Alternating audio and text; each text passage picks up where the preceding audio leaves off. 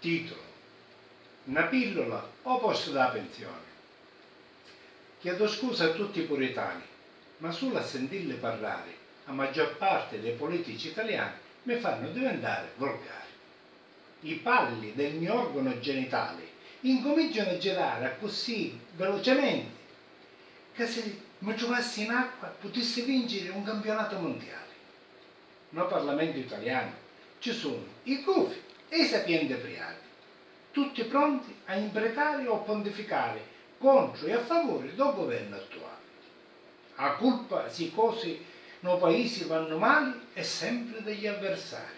Singolarmente sono tutti innocenti e brave persone, combattono contro la corruzione, perdono sonno per trovare soluzioni, ma i risultati sono sempre peggiori. L'Italia economicamente è messa veramente male. Si dice sempre che chi di fiducia vive, disperato muore. Io per natura sogno solo un cazzato. Speranza di ripresa per il popolo che soffre. Non è vero. Hai solo una certezza.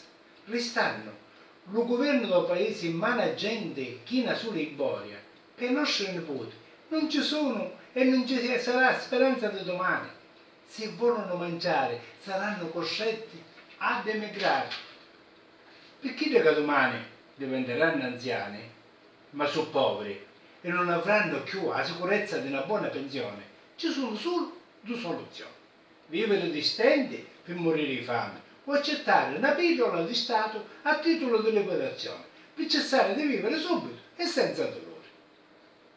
Tranquilli, stai scherzando, la mia è tutta un insieme di minchiate, di uno che si vuole divertere. Per favore, non vi spagnate, che forse le cose miglioreranno.